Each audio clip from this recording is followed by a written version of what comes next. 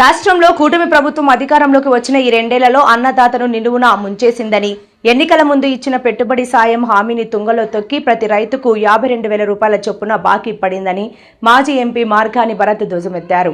రాజమండ్రిలోని party కార్యాలయంలో జరిగిన media సమావేశంలో ఆయన మాట్లాడుతూ 2 సంవత్సరాలైంది. నిజంగానే గనక ఆ రోజు నేను యుద్ధ ప్రాతిపదికన చేయించకపోతే జొన్నాడ ఫ్లైఓవర్ పరిస్థితి ఏ రకంగా ఉందో మోరంపూడి ఫ్లైఓవర్ పరిస్థితి కూడా అదే రకంగా ఉండేది. మేము మోరంపూడి ఫ్లైఓవర్ దగ్గర ట్రావెల్ చేసేటప్పుడు ఫ్లైఓవర్ కాకముందు 5-6 సిగ్నల్ పడేది. ఒక టైంలో 5-6 సిగ్నల్ పడేది.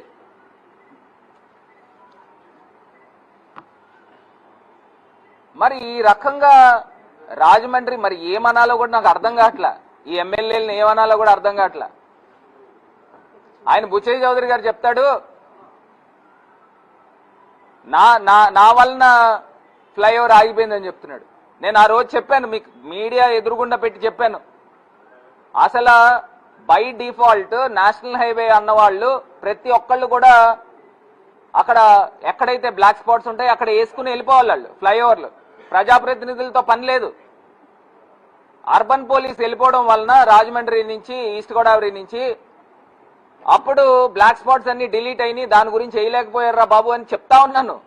దాని గురించి ఎవడో స్పందించలా. మళ్ళీ ఆయన బుచ్చయ్య చౌదరి గారు చెప్తాడు, బొమ్మూరు ఫ్లైఓవర్ అసలు శాంక్షనే కాలేదని అబద్ధాలు ఆడుతున్నాడు. మీడియా ప్రతినిధులు కూడా అడుగుతా ఉన్నా.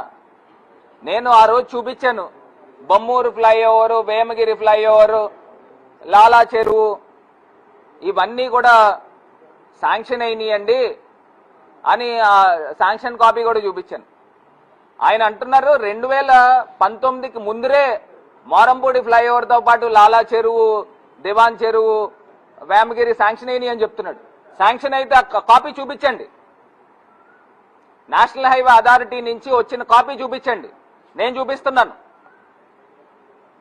అంతేగాని ప్రజలకి అబద్ధాలు చెప్పకండి. మీ సీనియారిటీకి, మీరు 7 టర్మ్లు ఎమ్మెల్యే అయిన సీనియారిటీకి అబద్ధాలు ఆడకండి.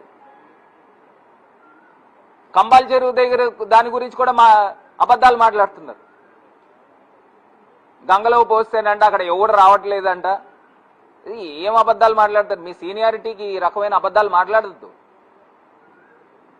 నేను మళ్ళీ చెప్తున్నా, ఆ రోజు జరిగిన కార్యక్రమం ఏంటంటే మోరంపూడి ఫ్లైఓవర్ బైపాస్ రోడ్ అంటే ఆయన అనుకుంటున్నాడు దివాన్ చెరువు దగ్గర నుంచి వేమగిరికి వెళ్లే బైపాస్ రోడ్ అనుకుంటున్నాడు. అది కాదండి. బైపాస్ రోడ్ అంటే నేషనల్ హైవే వాళ్ళ లెక్క ప్రకారము కొవ్వూరు నుంచి గుండుగోలను వెళ్తుంది. ఇటు రావులపాలెం నుంచి హైవే ట్రాఫిక్ తక్కువ ఉండదు. బైపాస్ అటు వచ్చింది కాబట్టి ఇటువైపు మోరంపూడి వైపుకు ట్రాఫిక్ రాదు అని క్యాన్సిల్ చేశారు. అది మీ టైంలో జరిగిన నిర్వాహకమే, రిపోర్ట్ రాసుకున్నది. దాని తర్వాత నేను పట్టుకుని సాధించుకుని, నేను పట్టు వదలను విక్రమార్కుడిలో సాధించుకున్నాం. వీటిపైన మీరు సమాధానం చెప్పండి.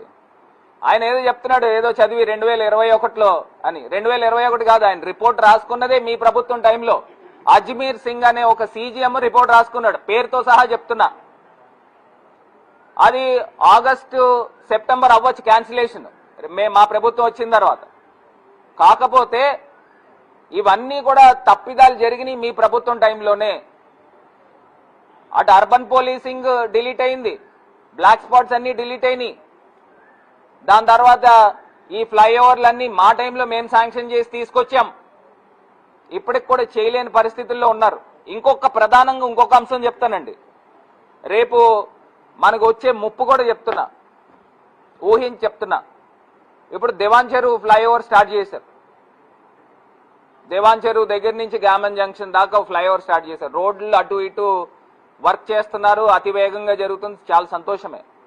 కాకపోతే మీరు వచ్చే సంవత్సరం నాటికి స్తంభాలు పైకి లెగుస్తాయి, రోడ్లన్నీ కూడా బ్లాక్ అవుతాయి.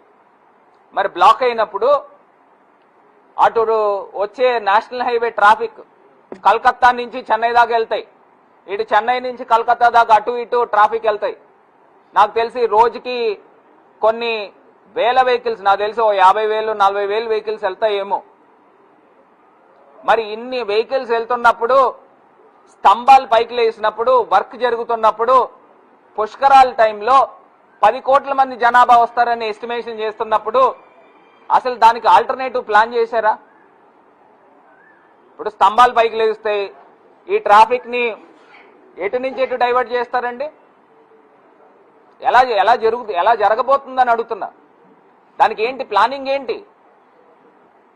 దీనిపైన ఇమ్మీడియట్ గా పోలీస్ డిపార్ట్మెంట్ నేషనల్ హైవే అధికారులతో కూర్చుని మీరు పుష్కరాల టైంకి 10 కోట్ల మంది ప్రజలు వస్తారు, ప్లస్ నేషనల్ హైవే పైన వెళ్లే ట్రాఫిక్ కి దానికి ఆల్టర్నేటివ్ ఏంటి? నాకు తెలిసి అయితే ఆల్టర్నేటివ్ కనబడట్లా. ఎందుకంటే అటు రాజానగరం నుంచి డైవర్ట్ చేయాలన్నా కూడా కుదరదు. మరి ఈ ట్రాఫిక్ నంతా ఏం చేయబోతున్నారు? అక్కడెక్కడైనా హాల్ట్ చేసి మిడ్ నైట్ ఏమన్నా వదులుతారా? ఒకవేళ హాల్ట్ చేయాలన్నా కూడా రోజుకి కొన్ని వేల వెహికల్స్ వస్తాయి, 30-40 వేల వెహికల్స్ వస్తాయేమో. ఎటు చేస్తారు? దీనిపైన కూడా పూర్తి స్థాయిగా దృష్టి సారించాలి. ఎందుకంటే ట్రాఫిక్ డైవర్షన్ ఎట్లా అవుతుందండి?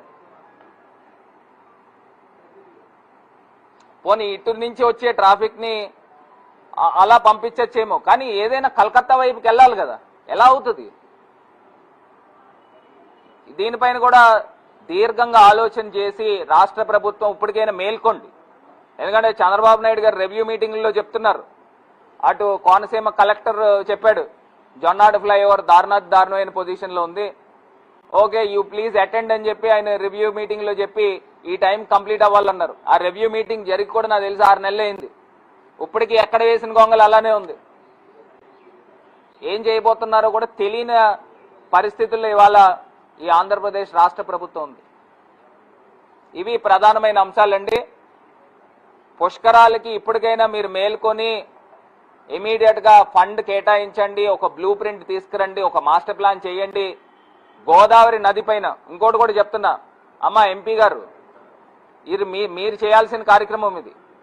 గోదావరి పైన అటు రాజానగరం దగ్గర నుంచి ఇంకొక బైపాస్ రోడ్ తీసుకోండి. మా టైంలో నేను శాంక్షన్ చేయించాను. అటు రాజానగరం దగ్గర నుంచి ఎయిర్పోర్ట్ రోడ్డుకి ఒక రోడ్ తీసుకుని అక్కడి నుంచి తొర్రేడు దాకా ఇంకొక రోడ్ తీసుకుని గోదావరి పైన ఇంకొక బ్రిడ్జ్ కట్టాల్సిన అవసరం ఉంది.